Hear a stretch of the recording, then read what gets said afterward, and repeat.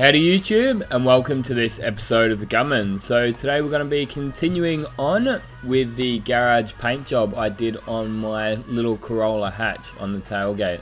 So we're up to the clear coat stage at the moment, and as you can see I'm using my Pro Light with the T110 air cap on it. I've got the 1.3mm fluid tip, and you may have noticed that I'm using the Autothane HS clear coat. So that is the budget version of PPG's clear. So I think in the States, and it actually used to be called Omni Clear here in Australia too. I'm pretty sure it used to be called Omni.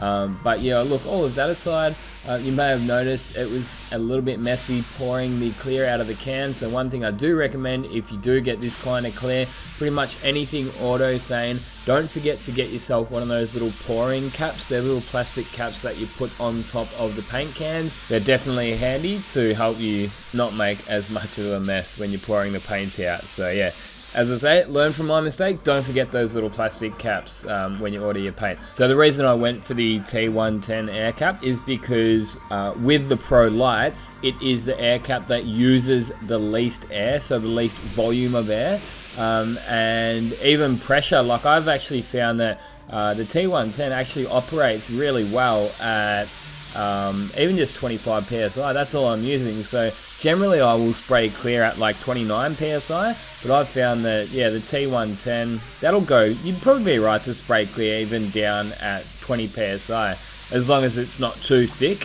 So yeah, the thicker clears you'll probably need a little bit more pressure to draw it out of the gun. Now, as I mentioned before, I use the Autothane clear. Now, prior to doing this job, I put a post up on Instagram and I asked people, I said, hey, what do you think of this Autothane clear? Got any tips or recommendations?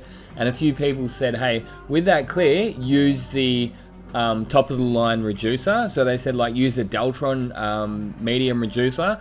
And I actually forgot to use the top quality reducer the first time I painted this tailgate. So as you can see here, there's dust and nibs all through it. I actually wasn't quite happy with it. I guess especially after what I'm used to when I'm at work, this was quite bad.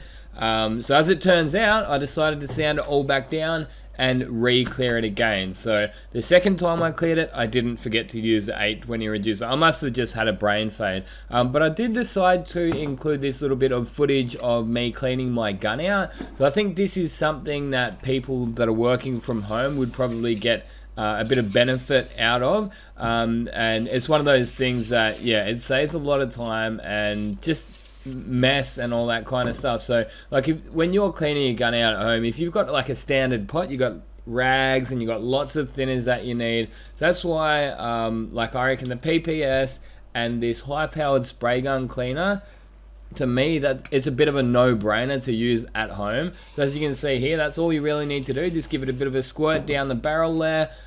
Squirt the outside of the gun as well with the spray gun cleaner, wipe it down, and you're done. Your gun's clean and it hasn't taken a long time to do it. You haven't made a mess, you haven't got thinners soaked rags, you haven't got paint soaked rags from wiping the standard pots out. So they're actually not even that expensive. Like we use Allen Mance at work, so I got all my paint supplies through Allen Mance, which is just a paint distributor here in Melbourne, and I'm lucky that my boss gets like a really good deal. So I think I only paid like $8 or $9 per can, but I think even full whack is like $15. So, and no doubt you'll get a fair few gun cleans out of one of those. But yeah, there's Sky. She's coming in. She wants to play with me.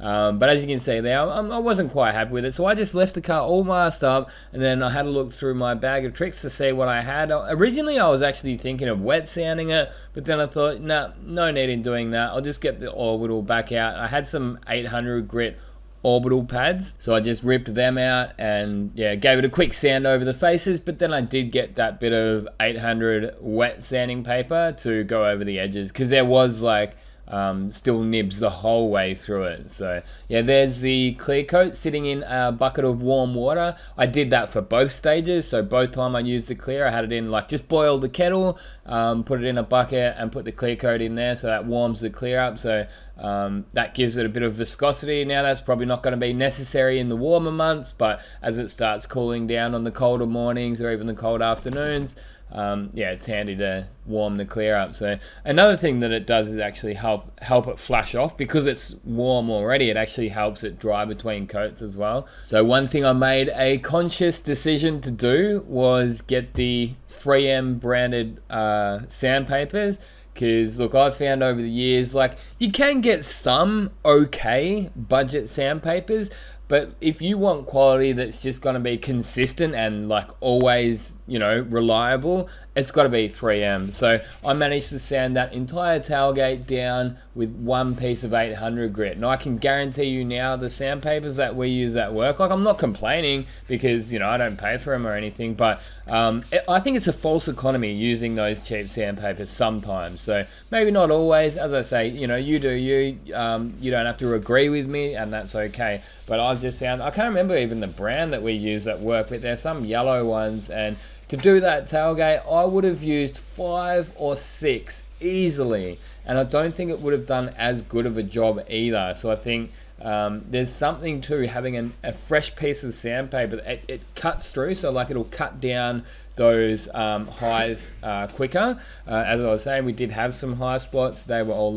the nibs and the bits of dust.